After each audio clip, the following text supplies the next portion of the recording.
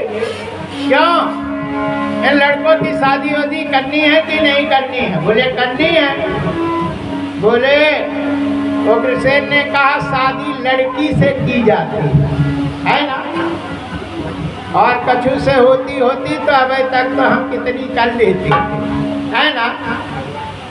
लड़की से शादी होती है, जब लड़की मिले तब शादी होगी।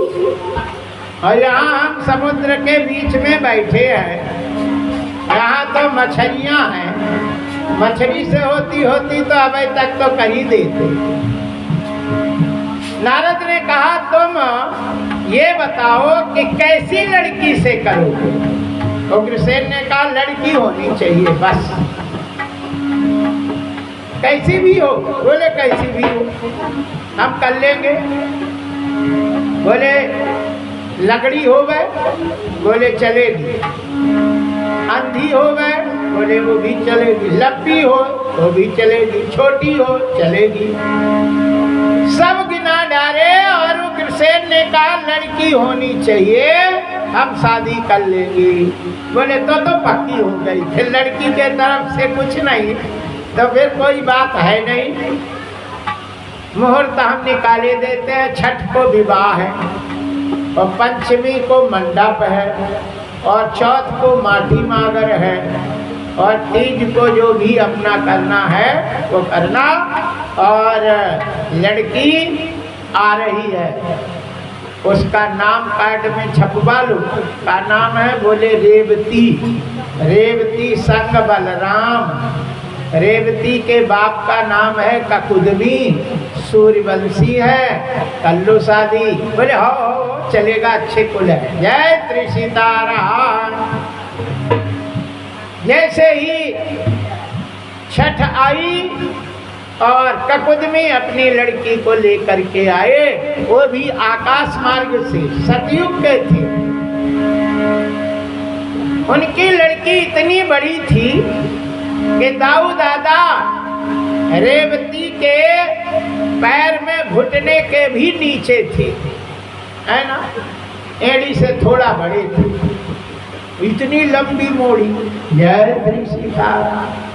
और लड़का है एड़ी के बराबर, पैर की एड़ी होती है उसी तक थी, इतनी लंबी मोड़ी। और ककुदमी बोले कि हम लड़की के यहाँ पानी नहीं पीते।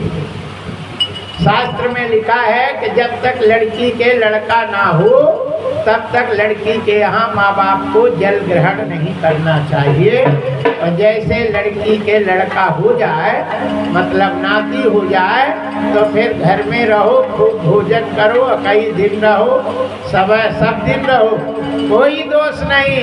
और लड़का जब तक ना हो तब तक पानी भी नहीं पीना चाहिए। ककुदमी ने कहा कि अभी मोड़ी का शादी ब्रह्मा के यहाँ लिखी थी, इसलिए अब हम यहाँ पानी नहीं पिएंगे न पैर रखेंगे। विवाह तुम लोग कर लेना, क्योंकि ब्रह्मा के यहाँ से दाऊ से इसका विवाह पहले से है। अब लोगों को बताने के लिए विवाह करते रहना। लड़की लड़का का विवाह ब्रह्मा के यहाँ से निश्चय होके आता है।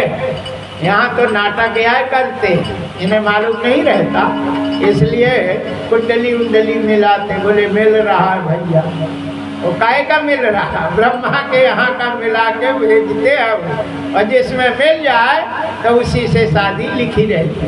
बोलिए बाके बिहारी लाल की। उस समय कहते हैं कि दाऊ दादा का विवाह रेवती के साथ कैसे हो, क्योंकि दाऊ छोटे थे। कृष्ण भगवान ने 2 बार इशारा किया। अच्छा, माताओं को कछु बात बताना हो, कोई ना देखे हो सभा में, तो कैसी कहती है ना। हाँ, ऐसे ये अंगूठा, ये एड़ी, ऐसे इशारा कर देती। ऐसे किए दाऊ ने, कृष्ण ने। दाऊ तो गुस्सा हो गए, क्या कर रहा। फिर कृष्ण ने कहा कान में बोले भाभी इतनी लंबी है भंवर कैसी पड़ेगी, तब तो एड़िया से नीचे हो। जय जय श्री सीताराम। दाऊ दादा मुस्कुराए और हल से सिर पे रख करके कान के नीचे कर दिया। मतलब सतयुग में लोग बहुत बड़े होते थे और आयु उनकी लाखों वर्ष होती थी, है ना। और जैसे आयु कम जाती, युग जाता रहा, आयु कम होती रही, हाइट कम होती रही। अब कलयुग में तो 5 फुट के हो गए, 5-6 फुट तो मुश्किल से, 5 फुट 6 इंची, 4 फुट 3 फुट 2 फुट 3 फुट तक लोग हो गई हैं माताएं। कछु तो लड़कियां 3-3 फुट की हमने दी, है ना, छोटी। अब कलयुग के और अंत में होगा तो 6 इंची के हो जाएंगे, फुट भी नहीं, 6-6 इंची के इतने। 16 साल में मर जाएंगी, 5 साल में शादी हो जाएगी, 16 साल में बूढ़ी होके टन गणेश। जय जय श्री सीताराम। उसी समय कलिंगी अवतार भगवान लेंगे और संबलपुर जो है ना, जहाँ मस्जिद उस्जिद का झगड़ा करता, उसी संबलपुर में भगवान कलंकी अवतार ले गए। अब समय आ गया, वहाँ झगड़ा शुरू हो गया। अब वो भगवान के आने का समय धीरे धीरे बन रहा है। बोलिए बाके बिहारी लाल की जय। शास्त्र पुराण में लिखा है कि संबलपुर में ऐसी लड़की के यहाँ भगवान का प्राकट्य होगा जो लड़की की शादी नहीं होगी, विवाह नहीं होगा और वो गर्भवती हो जाएगी। और उसी से भगवान श्री विष्णु भगवान का अवतार होगा और फिर भगवान इन सब असुरों का वध करेंगे। बोलिए बाके बिहारी लाल की जय। यहाँ दाऊ दादा का विवाह संपन्न होता है। अब श्री उस विवाह में जरासंध जाता है, रुक्मी जाता है और शिशुपाल वगैरह सब जाते हैं। जरासंध ने देखा कृष्ण को, उसके दिमाग में आया कि रुक्मिणी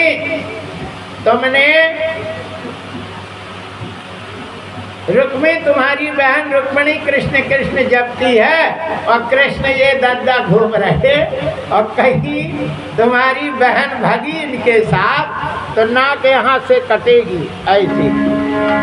इसलिए कोई मोड़ा देख के दूल्हा विवाह कर डालो। बोले कौन सा लड़का है? बोले शिशुपाल इतने अच्छे। ठीक है, शिशुपाल के साथ विवाह होगा, ऐसी व्यवस्था बनाते हैं। और मुहूर्त नहीं था, शुक्र का अस्त्र था, गुरु भी अस्त्र थे। 2.5 महीना विवाह हो नहीं सकता। आषाढ़ के भड़ैया नमय के बाद विवाह होता नहीं, पंचमी का विवाह होगा। छठ को दाऊ का हुआ था, अब पंचमी को कृष्ण का है, 1 दिन बाद तिथि में। इसलिए आषाढ़ शुक्ल पक्ष पंचमी को विवाह का मुहूर्त है। इसके पहले कार्ड वोट छाप के सबको भेज दो। कार्ड छप गए, सहयोग से एक चूहा चावल डाल देते हैं कार्ड में। तो चूहा को भोजन ना मिला तो वो कार्ड को लेके रुक्मिणी के कमरे में कुतुर कुतुर करने लगा। रुक्मिणी ने जग गई, उन्होंने देखा कि अरे मेरे संग तो शिशुपाल बंधा जा रहा, हम तो कहीं के नहीं रहे। इसलिए ब्राह्मण को चिट्ठी दे करके कृष्ण भगवान को उन्होंने बुलाया और कृष्ण भगवान आते हैं और रुक्मिणी को ले करके जाते हैं और द्वारकापुरी में जाकर रुक्मिणी और कृष्ण का विवाह होता है। जय जय श्री सीताराम। लगता है जैसे संसार की शादी है, आज मेरे जान की शादी है, आज मेरे जान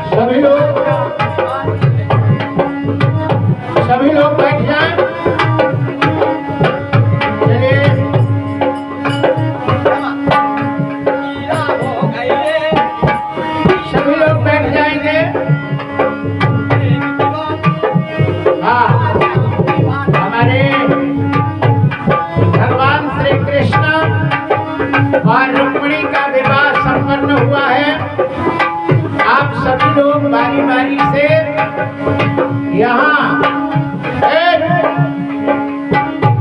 चलो दूर से करो, चलो इधर हो जाओ, तुम इधर खड़े हो, इस तरफ।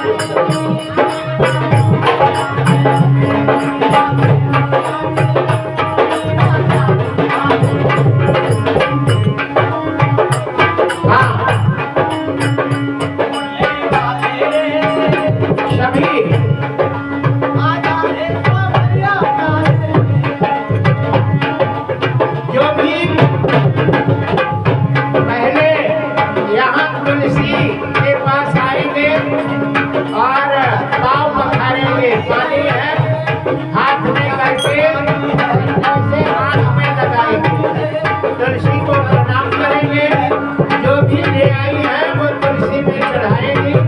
बाकी फिर ये झांकी है, इनको टीका करेंगे। जय जय कृष्ण।